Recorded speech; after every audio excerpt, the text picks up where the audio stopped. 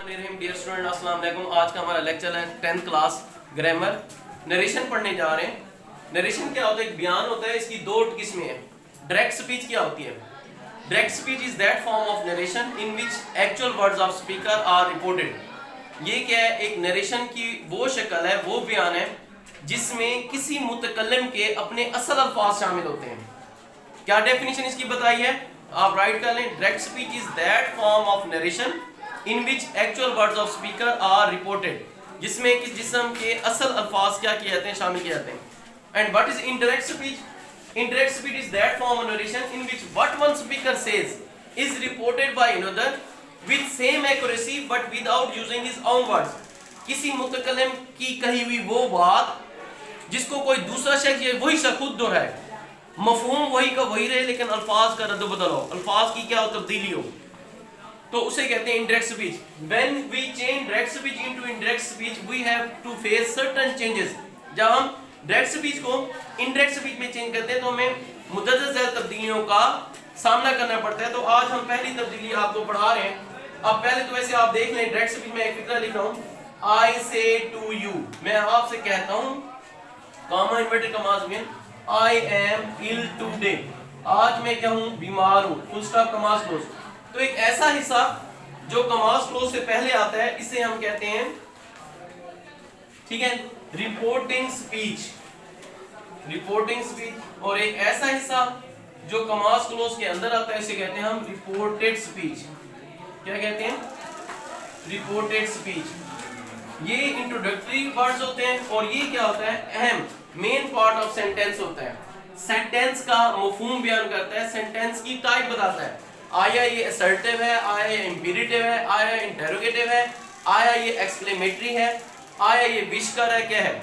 तो ये होता है मेन सेंटेंस। जब हम ये रिपोर्टिंग स्पीच जो कॉमास क्लोज से पहले आता है या कॉमास क्लोज के बाद आता है, ये लाजमी नहीं है कि ये फिक्रा अगर ये मैं यूं बोलता, comma inverted commas begin I am ill today, ठीक है, आई से टू यू, तो ये भी सही था सेंटेंस। ये वाला फिक्रा बाद में भी आता है। अब इसी फिक्रे को जब हम डायरेक्ट स्पीच, ये डायरेक्ट स्पीच क्या था कि किसी के असल अल्फाज शामिल है, कोई अल्फाज की तब्दील नहीं। लेकिन अगर मैं इसको यूं तब्दील करता हूं, I tell you that I am ill that day, I today या दैट डे, इस तरह से, तो इसका मतलब ये अल्फाज की तब्दीली हुई, मफहूम वही का वही रहा, तो वो होता है इनडायरेक्ट स्पीच। तो आप जब डायरेक्ट स्पीच को इनडायरेक्ट में चेंज करते हैं तो आप मुझसे तब्दीलियां करते हैं। तो आज हम पहली तब्दीली पढ़ें, चेंज ऑफ प्रोनाउन। और pronoun, as you well know that pronoun are the words which are used instead of noun. pronoun एक ऐसे अल्फाज होते हैं, इन्हें उर्दू में कहते हैं ज़मीर, जो किसी इसम की जगह पर, नाउन की जगह पर इस्तेमाल होते हैं। मसलन मैं कहता हूँ Ali is my best friend, Ali मेरा बेहतरीन दोस्त है। फिर नेक्स्ट सेंटेंस में कहता हूँ he is my best friend, ठीक है जी, वो क्या है, मेरा क्या है, बेहतरीन दोस्त है। तो अली की जगह पर मैंने ही लगाया तो ही क्या हुआ? प्रोनाउन हुआ। अब प्रोनाउन की तीन किस्में होती हैं। यहां पर आप देखने, मैं लिख रहा हूं, देखें, आई और वी ये कहलाते हैं फर्स्ट पर्सन प्रोनाउन, यू ये सेकंड पर्सन प्रोनाउन, और थर्ड पर्सन में दो होते हैं, ही, शी, इट, आई समझ, और ये सिंगुलर प्रोनाउन है, और ये क्या है, दे क्या है, प्लूरल प्रोनाउन है। तो ये देखें तीन हालतों में होते हैं। एक होता है nominative state, N.S, nominative state क्या मतलब? फाइली हालत। एक होता है पोजेसिव स्टेट, P.S, और एक होता है ऑब्जेक्टिव स्टेट, O.S, फाइली, फेली और मफूली हालत। आई की जो फेली हालत है वो है माय और माइन, और मफूली हालत क्या है? मी। क्या फर्क है इन दोनों में? अभी मैं बताता हूं। जो पहली हालतें आएंगी उसके बाद नाउन का होना लाजमी है, जो दूसरी हालत आती है उसके बाद नाउन का होना लाजमी नहीं है। मसलन मैं एक फिक्रा बनाता हूं, सेंटेंस इंग्लिश, ये मेरा कलम है, तो इसकी दो तरह से आप इंग्लिश बना सकते हैं। दिस इज माई पेन, इसमें माई के बाद आपने क्या लगाया? पेन। पेन क्या है? नाउन। और इसकी इंग्लिश यूं भी बना सकते हैं, दिस पेन इज माइन, तो माइन के बाद आपने नाउन नहीं लगाया। वी, अच्छा ये प्रोनाउंसिएशन भी सही बोला करें। आई लफ्ज होता है, अक्सर लोग इसको गलत बोलते हैं, आई, आई गलत लफ्ज है, ई वाई, ये लफ्ज होता है आई, और इस तरह से वी ना बोला करें, we. I, my, mine, me, we, our, ours, us, you, your, yours, you, he, his, him, she, her, it, its, it, they, their, THEIR spelling सही कर लीजिएगा, THEIRS, देयर्स और देम। अब तवज्जो सुने, अगर अब इसको देखें, जब भी मैं आपको ये डायरेक्ट स्पीच और इनडायरेक्ट स्पीच पढ़ाऊंगा तो मैं रिपोर्टिंग स्पीच को बोल रहा हूँ पहला फिक्रा या पहला हिस्सा, रिपोर्टिंग स्पीच को बोल रहा हूँ दूसरा हिस्सा। तो पहले हिस्से से मुराद क्या होगा, या पहले यानी कि वो क्या होगा, रिपोर्टिंग स्पीच। दूसरे हिस्से से मुराद क्या लूंगा मैं, रिपोर्टिंग स्पीच। अब मैं ये लिख रहा हूँ नंबर 1, चेंज ऑफ प्रोनाउन। अगर दूसरे हिस्से में, क्या मतलब, दूसरे हिस्से से मुराद क्या ले रहे हैं, रिपोर्टेड स्पीच, जो कमास क्लोज के अंदर वाला हिस्सा है। अगर दूसरे हिस्से में फर्स्ट पर्सन प्रोनाउन हो, कौन से, फर्स्ट पर्सन प्रोनाउन हो, तो आपने क्या करना है, उसे पहले हिस्से से मुराद क्या लेंगे, रिपोर्टिंग स्पीच, कमास क्लोज से पहले वाला, ये कमास क्लोज के, तो उसे पहले हिस्से के फाइल के मुताबिक, सब्जेक्ट के मुताबिक क्या करेंगे आप, तब्दील करेंगे। नंबर 2, अगर, ठीक है जी, अगर क्या हो, दूसरे हिस्से से मुराद दोबारा क्या होगा, रिपोर्ट स्पीच में सेकंड पर्सन प्रोनाउन हो, तो उसे क्या करते हैं, इनडायरेक्ट बनाते वक्त पहले हिस्से के मफूल के मुताबिक क्या करते हैं, तब्दील करते हैं।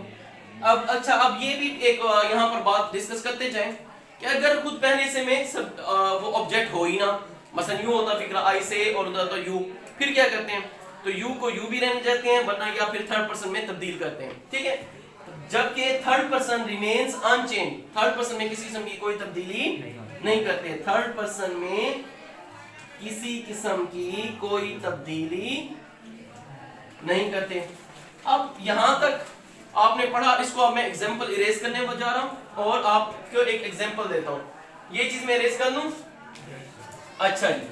अब ये देखें, मिसाल के तौर पर अभी देखें मेरे पास एक सेंटेंस, वैसे अभी टेंस की तब्दीली नहीं कर रहे हैं हम लोग, हम सिर्फ किसकी तब्दीली कर रहे हैं, प्रोनाउन की तब्दीली। मैं आपको ये फिक्रा लिख रहा हूं, ये देखें जी आप, शी सेज टू मी, वो मुझसे कहती है, आई एम अ स्टूडेंट, मैं एक तालबा हूं, full stop commas close. Simple सा सेंटेंस है, असर्ट। वैसे ये which type of sentence is this, this is the assertive sentence.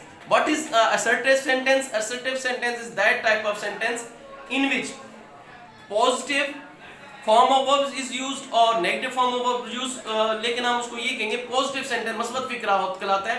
मस्बत से मुराद ये नहीं है जैसे आप वो ये कह दें मैं एक तालबा हूं, एक बयान होगा, स्टेटमेंट होगा, I am not a student, तो आप ये नहीं कहेंगे कि ये assertive sentence नहीं है, ये भी assertive sentence है, यानी ये खबर कर है, रिपोर्ट कर है, खबरिया, बयानिया और सादा फिक्रा है।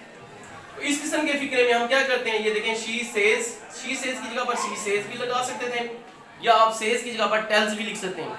टू नहीं लिखेंगे, शी सेज मी का मास बनाने के लिए क्या लगाया जाएगा, दैट क्यों लगाया गया, हर जगह पर दैट लगेगा नहीं, सिर्फ ऐसा फिक्रा जो आगे क्या हो, असर्टिव हो, सादा, मस्बत, यानी बयानिया फिक्रा हो। मस्बत अगर आपके ज़हन में है, ये ना कहेंगे जी उधर आ जाए, नेगेटिव आ जाए तो वो मस्बत नहीं होगा, वो भी मस्बत बन जाएगा। बस सिंपल से कहें सादा, बयानिया और खबरिया जुमले। He, she says me that, I कौन सा पर्सन है, फर्स्ट। क्या लिखा मैंने, फर्स्ट पर्सन हो तो उससे पहले से ये फाइल के हिसाब से चेंज करें। फाइल के मुताबिक क्यों लिखा, ये फाइल हालत में था, इसकी भी फाइल हालत आएगी शी, लेकिन वहां एस बड़ा था, शी का इधर क्या आएगा, छोटा। आई के साथ तो एम आता है, शी के साथ एम आएगा नहीं, शी इज अ स्टूडेंट, ठीक है जी। अगर ये देखें, ये तो फर्स्ट पर्सन की होगी। एक और मिसाल ले लें हम, he says to me, comma inverted commas mean you are player, full stop, commas close। अब ये भी सादा सेंटेंस था, इसमें ये क्या आएगा, he says की जगह पर क्या लिखेंगे, tells me, commas बनाने के लिए क्या लगेंगे, that। you कौन सा पर्सन है, सेकंड।